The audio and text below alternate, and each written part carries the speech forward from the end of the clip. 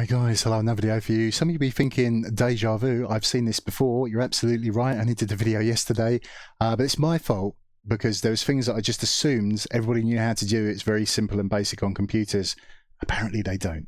That's fine, that's my fault, so we'll do a little bit more detail. Obviously the video is going to be longer, but I break it up with those timestamps. It gives you chapters, help you find what you want to see. Useful links for you to click on to get you where you need to go. They will be in the description of the video as well as a pinned comment below. Use whatever works for you. So what we're doing is X-Wing Virtual Machine, or XWVM.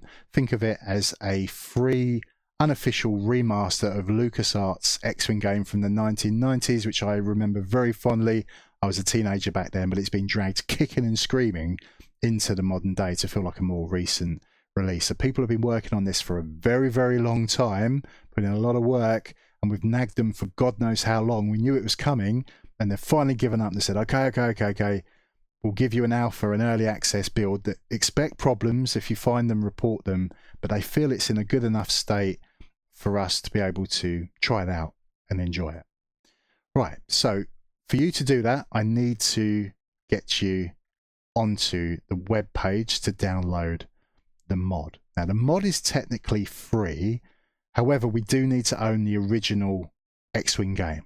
Now I still happen to own my CD back from the 1990s, and I can 100% confirm if you've got a CD or DVD drive, you can extract the files and folders from that disc, put it onto a folder on your hard drive, point XWVM to it, that'll work. You might have your CD, your original physical disc, but you don't have a CD or DVD drive anymore. Pretty common, computers don't have them anymore. Modern cases don't even have a slot to slide the internal drives in. You could buy a USB DVD drive. They are backwards compatible with CD, but many of you won't even have the physical disc. You will need to buy it on one of the stores. So we've got Good Old Games and we've got Steam. These are both in red and underlined because they are links, hyperlinks we can click on to take us straight to the store and the game that we're after. So we've got GOG, Good Old Games, £8.50. I like buying stuff here because it's DRM free, no copy protection. So you can add it to the cart, buy now, wish list it. It's also on the Steam store. So just keep in mind, £8.50, same price, whatever it will be in dollars for my American cousins or wherever you are in the world. But remember that the Star Wars franchise is discounted almost every time Steam does a sale, and they do many sales throughout the year: summer, autumn, winter, spring. They'll do flash sales out of nowhere. So Star Wars Day, May 4th, because May the 4th be with you. That's a good excuse to steal Star Wars stuff. Publishers, developers, they will just randomly do sales because they decided to. So we're going to wish list it. We will sign in with our Steam account, and it gives us the option to wish list the game, and they will tell us when it's discounted. So we don't want to pay £8.50. We'll feel foolish when it comes up in the summer sale with 80 or 90% off, whatever it will be. We can see there is a bundle there. This is a 25% discount, and that gives us X-Wing, which we definitely want. It gives us TIE Fighter, which we'd like. Why? Because that's confirmed to be worked on to add into XWVM. There's X-Wing Alliance. The graphics in that is much better. So there is a TIE Fighter total conversion mod. If you own X-Wing Alliance and TIE Fighter, you can play that in VR, and I remember doing the voice attack profile for that a few years ago. There's also X-Wing versus TIE Fighter there. I've got lots of good memories of playing that as well. Multiplayer with my brother over the network in the house. I'd let him get behind me deliberately and then fire the countermeasures, your flare from your fighter, and it would hit him and then it'd spin off. It used to drive him crazy. I loved doing it. We were only young, but yeah, it's a lot of fun. So will that be added into XWVM in the future? Don't know, maybe. Would like to think so, but certainly X-Wing we want. Try to grab TIE Fighter as well if they're both reduced. Now you need to install them. I'm not going to talk you through that. I'm genuinely worried if people don't know how to install games on their expensive gaming PCs. What I will do though is help you download the mod and install it. So we see the XWVM core application, the software we need to download, and it's suggesting there's a couple of optional downloads as well. The HD Assets Pack, high fidelity graphics, music. You don't need it, but someone's worked very hard on it. We should at least check it out. It's all free. Got to buy the game, but all the mod assets are free. So we've got the optional in-flight dialogue mod as well to give us speech, extra speech during the X-Wing missions. Again, might as well grab it, it's free. So they confirm they are working hard to give TIE Fighter support in the future. Fingers crossed we don't have to wait too long for that, and that would be awesome as well. So the latest public version of XWVM currently, as I'm recording, is Alpha 2025-0531. You would have realized that's a date code, year, month, day. So that will change over time. Might be a beta, but yeah, it's just going to change over time. Download whatever's the latest. Download it here with the link. As we scroll down, we can see they apologise for the wait since they announced the release of XWVM Alpha. They came across some last-minute bugs and crashes, and they wanted to get those sorted out before they handed out this early access release. So fair enough. If we find problems, we can go on their Discord server and report them. So they say that for the moment, we support native Windows and Linux versions of XWVM. Other platforms might come in the future, but that is not promised. So what I'm going to do is just cover Windows, because that covers most users, and especially those of you that want to do it in VR. If you're a Linux user, I really would like to think you are a more advanced computer user. Well, okay, technically I've got a Steam Deck as well. SteamOS is based on Linux, but we're not doing Linux. We're just covering Windows for the sake of this video. So here's our core download. We've got it in red. We can click that to get the zip file downloading. There's the HD assets pack. If you want it, I highly recommend it. We'll click that. It's about 2.6 gig. It's not a massive download. And we've got that in-flight mission dialogue. So we'll download that as well. Then we've got the first steps guide. So someone has written out the tutorial to get all of this done. I know some people like to follow a video instead, hence me recording this, but I do recommend you read the tutorial. And then we've got another link that says join our Discord to get on their Discord server. Highly recommend it. Very, very passionate people for the game over there. If you find a bug, you can report it. If your joystick isn't working or you can't get a throttle working or rudder pedals, whatever you're trying to do, head over there. I've been over there to let people know, here's the voice attack profile you can have for free. And then saw people, you know, the Stream Deck button boxes. Each button has its own screen, so you can do custom images on the buttons. People are doing profiles for that, so you control your X-Wing, your A-Wing, your Y-Wing, pushing these custom buttons that change as you press them. Insane. Absolutely amazing community. If you struggle with a mission, you keep dying, you can't get it done, head over there, say, and they go, oh yeah, that's a pig, I remember doing that. This is what we did in the end to get it complete. Be part of the community. Some great people over there. Right, so having done all that chatting, we should have now downloaded our zip files. So apparently some people have never opened a file manager or file explorer in their life of owning the computer, which I found hard to believe, but fair enough. I happen to have it pinned to my taskbar. We can do the start button on Windows 11, and there's the file explorer. It's been a while since I've used Windows 10. Don't you do start and you have my computer? That's another way to open it up. I'd really hope some people can Google and, you know, do the basics of computers. Right, so we've downloaded our zip files, and by default they tend to go into the downloads folder. All I've done is sort them into another folder so it's more organized for the video, but that's where we're looking for these zip files. Now there's a few ways to skin a cat. I could use WinRAR, I could use Power Archiver, but what we'll do is right click and just use the Windows method of doing it. That's what everybody can do. So it says it will extract the files to this folder, the C drive, users, Hono, downloads, XWVM. Because it's ticked, it will show the extracted files once this operation completes. I'll extract it. Won't take long on an NVMe drive. So there we go. And there's the execute. So we want to run this to install it.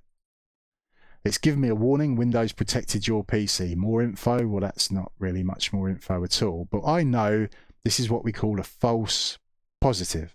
You might be using other antivirus software and it calls it a Trojan, malware, virus, whatever.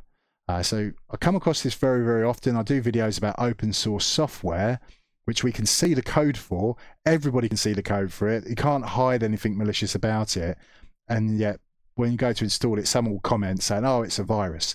It's not. It's just a false positive. What happens, sometimes the software is doing things that the antivirus software isn't happy about, if it's hooking onto an execute, thinks, well, why is it doing that? It must be a malicious reason. Malware. Just panics. Malware. So if you don't trust it, if you don't want to continue, that is fair enough. But I'm using it. I know it is a false positive. We will run anyway. Now, what we do want to do is actually read this wizard, this installer. I've seen this over the years far too many times. People go, next, next, next, next. There's no way they read it all, and they ended up installing some other nonsense into the background, and then they wonder why their PC runs so slowly, because they've run all these installers, installed all this crap in the background. So it tells us it's the XWVM installer. We can install it onto our system. We need a valid, compatible game installed for XWVM to use. We know that. We've already just talked about getting the game files.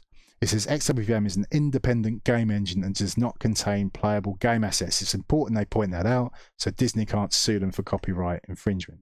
We've got minimum requirements, so we need Windows 10 and its version as a minimum.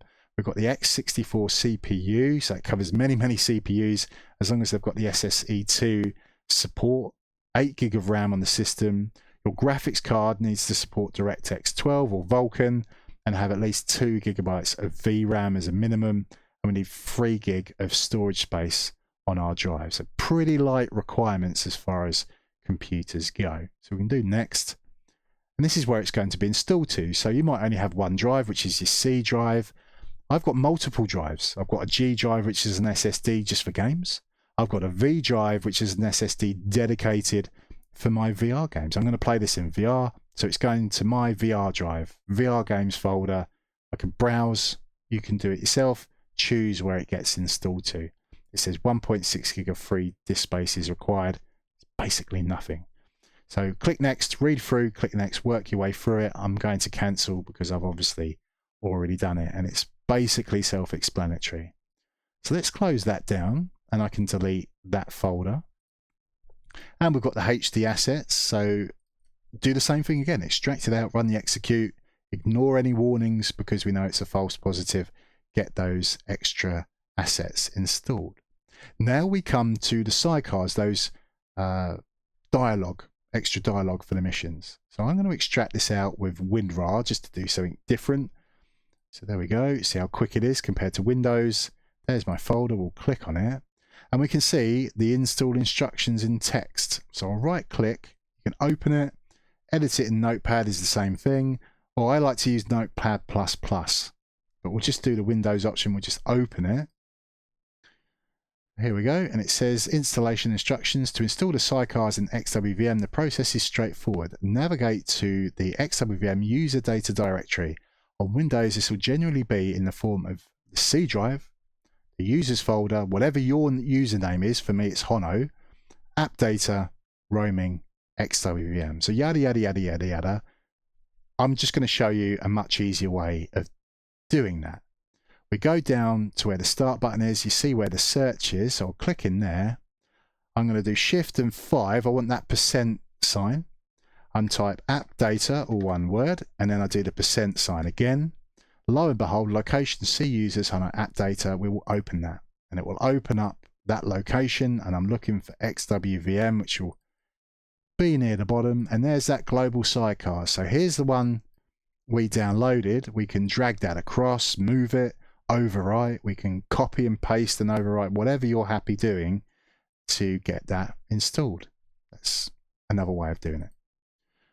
Right, so that's installed. Some of you that are keen-eyed will have noticed I've got this white file hanging out in here. What's this?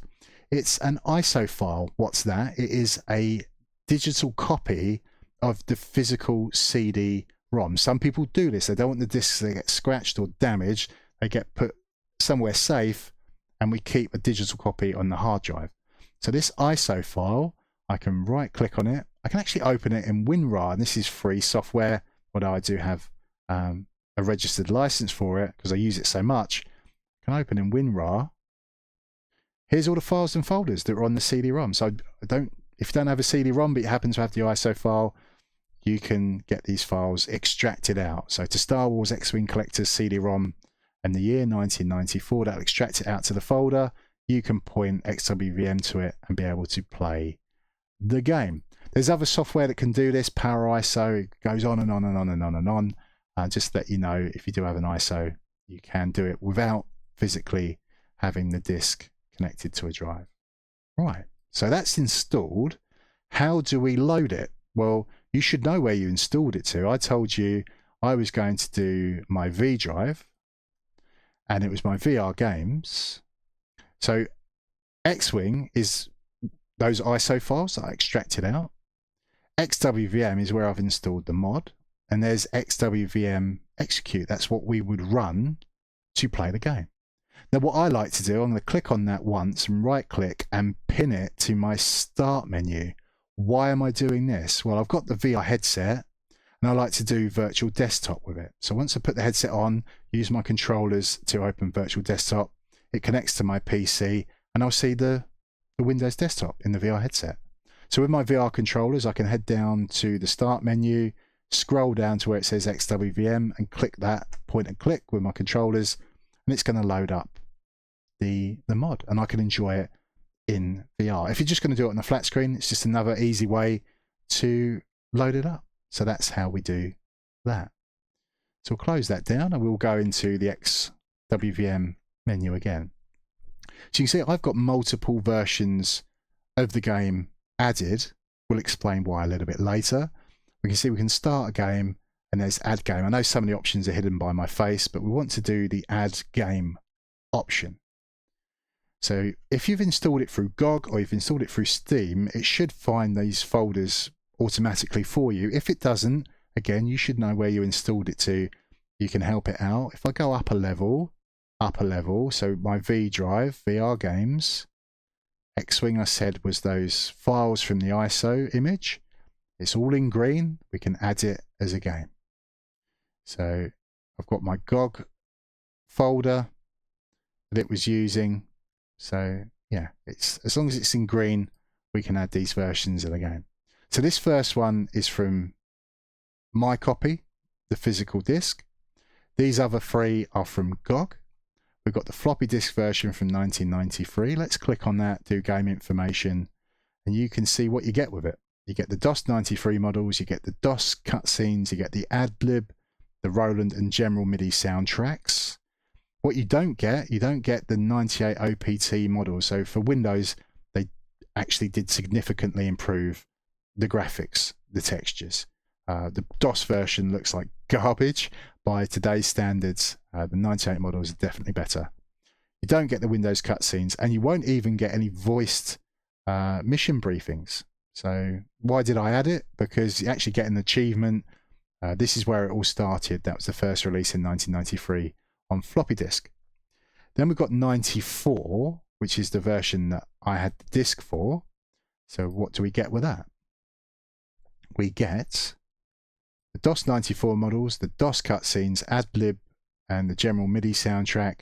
We now get the voiced mission profiles, but we don't get the improved textures and models, and we don't get the Windows cutscenes. It's basically upscaled. The DOS cutscenes are a bit blurry, but I suppose technically better than DOS. So when we go back to the library, then now we've got Windows 98, the re-release. So what do we get with this? We get the DOS-94 models excluding the B-Wing. We do get the 98 OPT models, and we do get the Windows cutscenes. So we don't get the DOS cutscenes, but yeah, the Windows ones are supposed to be better. Doesn't matter, does it? So what they basically did was update the game using the X-Wing versus TIE Fighter game engine, which was a later game in the series. So you can add all the versions from GOG or individual. They are all their own thing. So I can modify the 94 version with different settings to the 98 version. If I want to go back and enjoy a really retro version, I can do that very easily and load up a more modern one to do in VR or whatever you want to do. So let's select 98 and we will start that game. So it's going to come up with a disclaimer saying XWVM is free. Even if you try to offer them some money for the project, they won't take it off you. They won't take it. So they say that this obviously all rights reserved by whoever owns them and no copyright infringement intended and all that jazz. So we've got these cutscenes. I can click through and eventually I'll be able to press escape to bring up the main menu so we can talk that through. Give it a second. And get welcome to the flagship Independence. Here we go. So I'll press escape. So we can see I've loaded the 1998 version. If I do game library, it'll take me back just where we were. And we can see the ship models. So I've got high definition. If I change these, I'll need to restart. But the high definition is what comes with XWVM, that optional download. We could do the DOS textures, which look really, really bad. Or you can do the Windows textures because I'm doing the 98 version. If it's 94, I'd have the choice between DOS or doing high definition. So as we go over things, you get a little tooltip explaining what each setting does. As we scroll down, the preferred content. So do you want it to be classic, the original game with the characters and dialogue, or do you want the XWVM remastered experience, which has got new characters and dialogue, such as the registration droid? It's really up to you. We've got the CMD type, so it just changes the display. The classic graph is similar to the original X-Wing display, but does not have a display for absolute values or order information. There's the TIE Fighter option, which uses a display similar to the TIE Fighter in the later games in the series, or you can do the classic hybrid, which is like a blend of both. It's really up to you. Try them all, see which you prefer. We've got weapon convergence. So what does that mean? Some people think of it as cheating, in that when you use the HUD aiming, like the targeting computer, when it goes green, that the X-Wing was famous for having those 4 laser cannons and get them to converge at a single point, so they all hit at the same time. You might have noticed me playing in other videos and like one laser hits the TIE Fighter and the other shots go past it. And we want all the shots to converge on that point and all 4 shots to hit at the same time. Like this with planes like in World War II.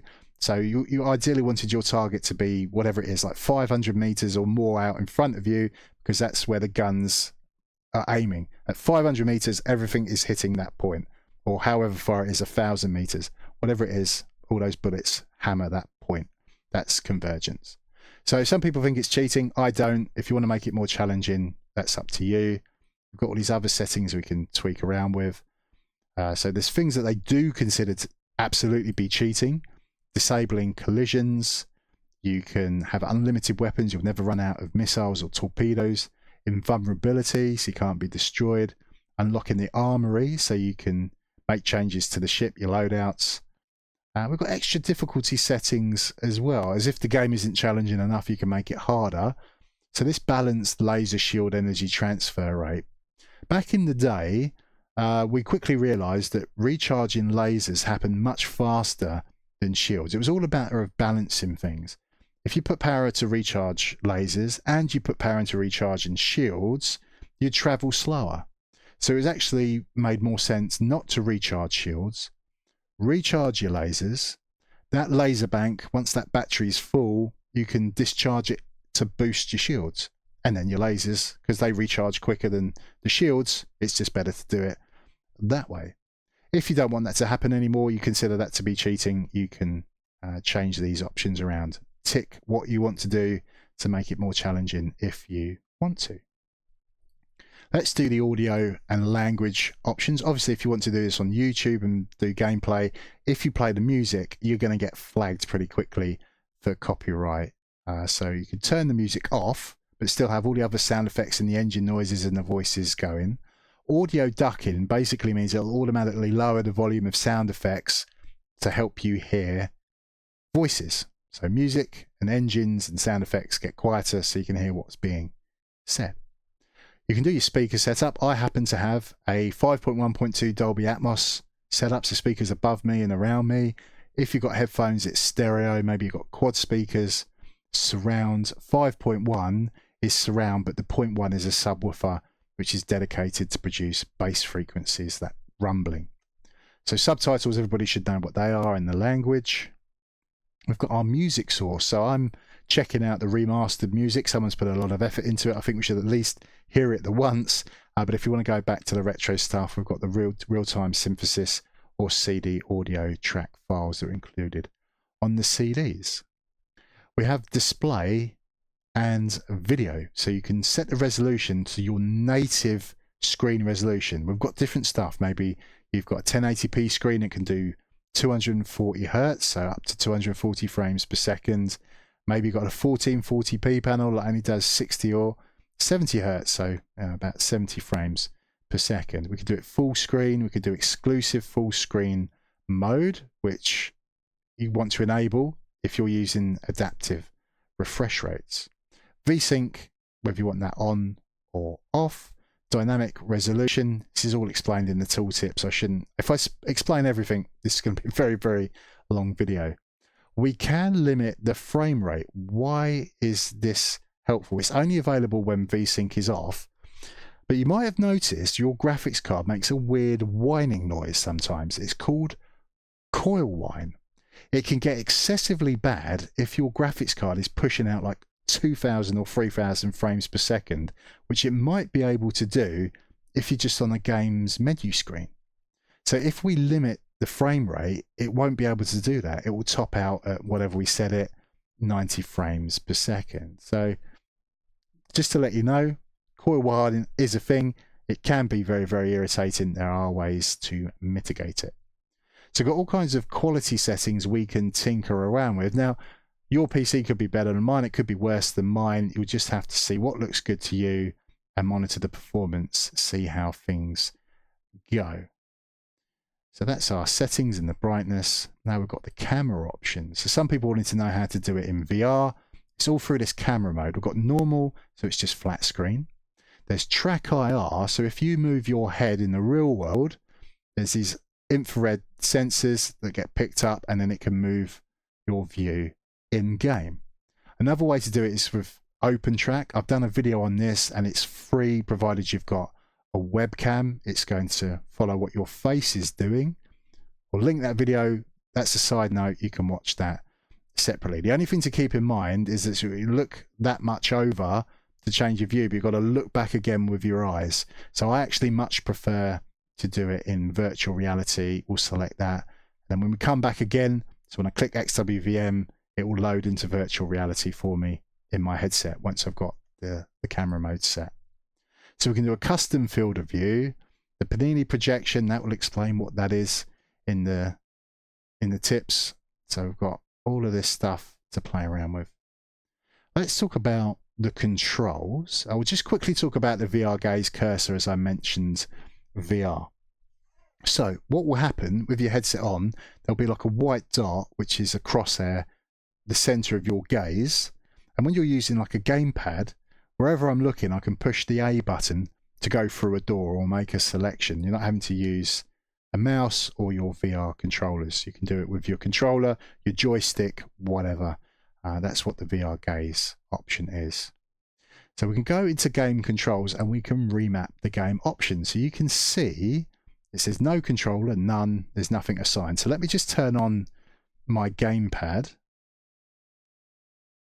There we go. So it says Xbox One controller. It's not. It's an 8BitDo Pro 2, but whatever.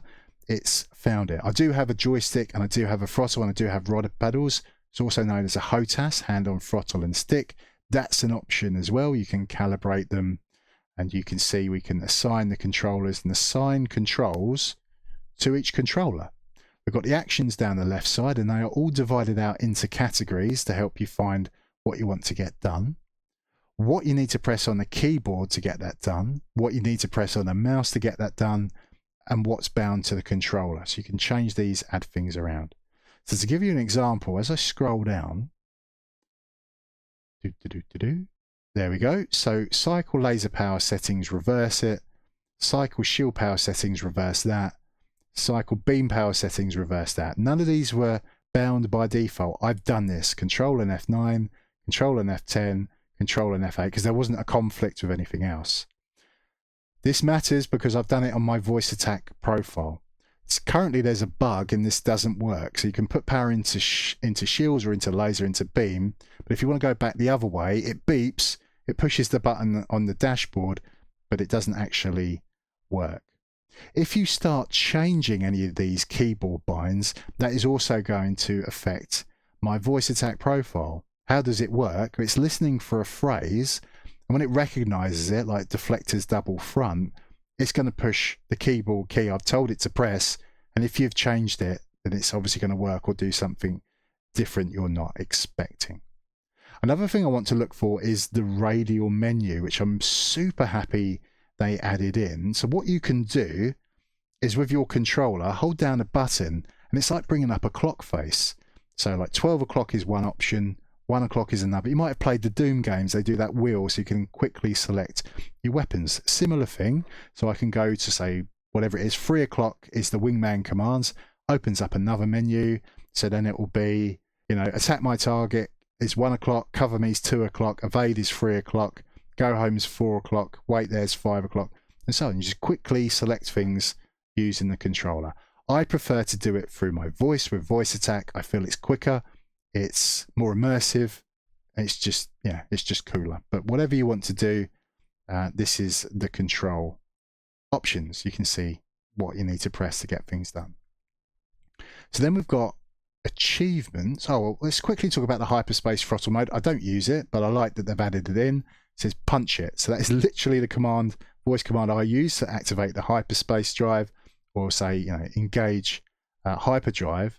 It says use an alternative hyperspace method with the controller access. Please bind the controller access to hyperspace slider for this to function correctly. So on my throttle, I've got some extra little sliders as well. So if you ever watch the film, you'll see Chewbacca or Han Solo, you know, pulling on the lever on the Millennium Falcon to go into hyperdrive. So I can do that. I've got these extra axis, these extra sliders on my throttle I could pull back just for hyperdrive if I wanted to have a bit of fun.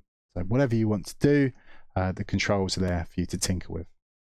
We've got achievements, so XWVM. So shooting first, play as a pre-alpha or beta tester. That's a name I've not heard in a long time, going back to where it all started. Because I added the floppy disk version of X-Wing, I got this achievement. A fine addition, add a second game into XWVM. Well, obviously I did multiple versions. So whenever you do anything of note, these little achievements pop up. For the game itself, and hopefully when they add TIE Fighter, we'll have even more achievements we can earn. Some will be hidden. You'll have to discover them as you play through. That's a nice little addition. So we've got the defaults. If you change things, if you've changed the controls around and it's, yeah, you've made a mess of things, you can just restore it all to default settings as it was when you first installed it, and then make a note of what you're changing after that. So we've got about XWVM. Again, we've got this link to get to the Discord server. Highly recommend joining it. Great community of people. Can't recommend it enough. Some really interesting chats going on over there. So we can save our changes, otherwise they won't be applied, or you can cancel them if you don't want to do it. So I will cancel any changes. And in fact, I will just go back to the game library. What I want to do now is discuss voice attack. Now, I don't want to do a super deep dive on it because it's already been done to death on YouTube.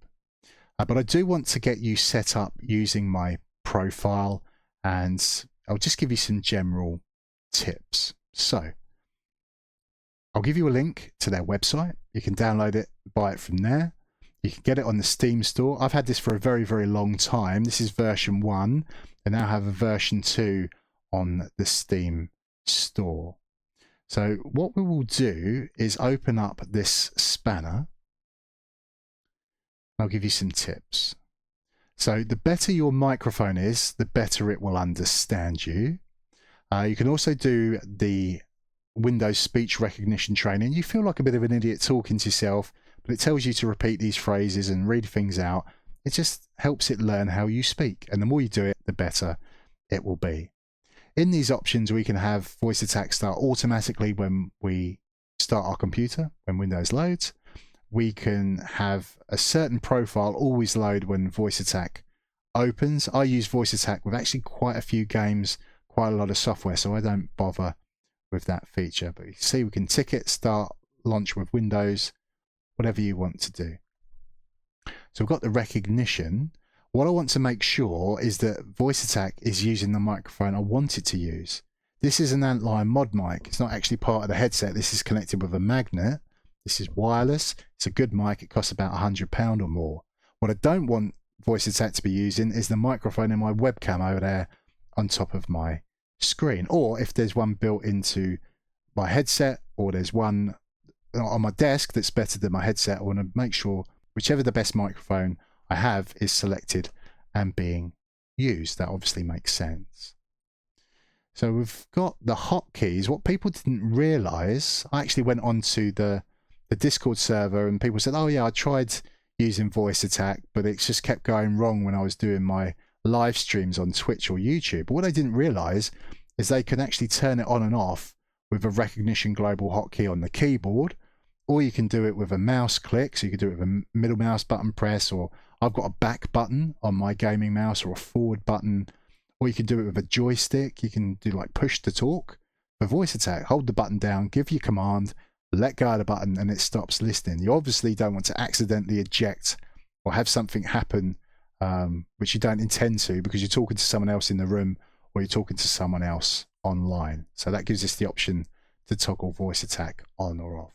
As I say, I don't want to do a deep dive because other people have already done setup videos of voice attack.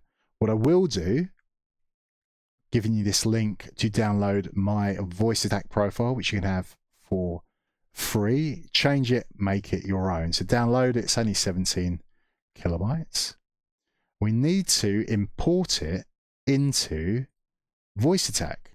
So in the top right, we can see this plus icon. It says more profile actions. So click on that and then import a profile, and it'll bring up another window and you can just point it to where you've downloaded my file. Now you've got it imported, we need to select it. So at the top, we've got this drop down menu, and you can see I've actually got a few profiles. So voice attack's pretty cheap. And there's also these HCS voice packs. I've got a few of them. They cost money. They do sales as well throughout the year. So they cover like Microsoft Flight Sim, Star Citizen, Star Wars Squadrons. I did a video about that. I gave you access to the R2-D2 sounds because they couldn't do that because it's copyrighted material. But we did some fun stuff with voice attack and Squadrons. You can do it with Starfield and Elite Dangerous and No Man's Sky and so on. Famous sci-fi actors give their voices to these voice packs. Brent Spiner, Data from Star Trek, William Shatner, goes on and on and on and on. So we're going to select my X-Wing profile. But that's all very well. We've imported it. We've selected it to use it. But what are you supposed to say? Well, let's head over here where it says Profile, Edit Profile. So it's pretty self-explanatory, but let's talk it through. We've got our spoken command column, what you've got to say, and these are all divided out into categories. So if you need to find, I want to know how to target something, well, look for the target category. Oh, I need to do something with the weapons, go down to the weapon category. The next column is description, so that will, whatever the phrase is, that will tell you what it's going to do. And the last column is the actions, so when voice attack recognizes that you've spoken that command, what action it's going to take, what keyboard press it's going to do, or what have you. So let's do an example. So we mentioned this earlier about how you can transfer power from your laser bank to boost the shields. So I've set up these phrases. You could say dump laser power to shields, as in you're transferring a lot of power to boost the shields. Dump laser power to deflectors, because in the movie, don't they say deflectors double front? I don't know that they refer to them as shields. They call them deflectors, whatever. We've got the boost shields, boost deflectors, boost deflector screens. One of my viewers, subscribers said, oh, I'm really good at remembering the phrases that I've programmed in, much better than he remembers when he does voice attack profiles. The trick is to have multiple phrases. I don't have to remember a specific single phrase to get a single thing done. So let's just think about this logically. If I need to remember what button does what on a keyboard or on a joystick or a throttle with lots of buttons, I've got no help. If I want to get something done, I know how to ask a question. So it's better to have a phrase that just makes sense. If I want to boost the shields, I'll just say boost shields or boost deflectors. The more phrases you give it that kind of logically make sense in your head, the more chance you'll remember and get it done. So if these phrases aren't what you want to use, you can double click and change them. Delete all of them and put in your own, or add some extras in. It's up to you. We'll go to the end of the line. We'll do the colon, which is the dot with the comma underneath it, and do space. So what do you want to say? Do you want to talk to the astromech behind you? You can see R2, boost the deflectors, whatever you want to do. Do another colon, add in another phrase. Just keep going. Just keep going. All I would say is that keep in mind a lot of it is going to be in combat, so you want it to be efficient and done quickly. So boost deflectors, boost shields. It's still okay to have other phrases that are longer to say, because there'll be parts of the mission where it's quite boring, there's not much going on. So just to have a variation in what you can say doesn't hurt. It just depends whether it's time critical or not. So as I say, this one is to transfer a lot of power quickly into shields. Maybe you want to make an additional command which will only do a little bit of power. So you've still got lots left in your laser cannons. So that's our phrase. Then what button, how do you assign things? We can do a key press. So for that specific action that we wanted to do, boost the shields from the laser bank, we know it's left shift and F10. It's all listed in the game. So we do that and press OK. But I want to do it multiple times. So what I need to do is get voice attack to let go of the key and press it again. So now we add in a pause for like 0.1 of a second. And then we can press the key again, do the key press, put that in, do the pause, do the key press, do the pause, do the key press. Now some of you would be thinking, oh, well, you've spanned it 4 times. That's too much. 3 would have been enough. Well, okay, let's take the last 2 off, just delete them and do it 3 times, 2 times, whatever you want to do.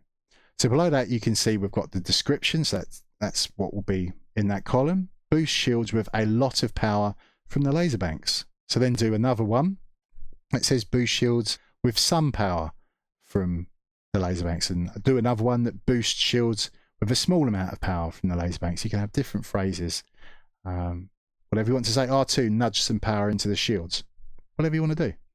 So we can do category, energy management. So you can name these and have things nicely divided out into those categories. It's not too difficult, is it? It's just having the time to think it through and add things. So you can do OK, and then you've got, I don't know if you'll see it, my head will be in the way, you can apply to make those changes to the profile. So if something doesn't work, please do let me know. I did try to test it best I could. Put it in the comments.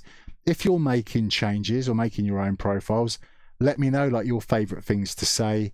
I'd actually really like to hear it. Maybe you're doing things that I'm not doing. I'd always be interested to hear what you're doing. So let's leave it there, guys. Have a great day. Have a great evening, whatever you choose to do after watching this. And as always, I'll see you when I see you next. Ciao for now.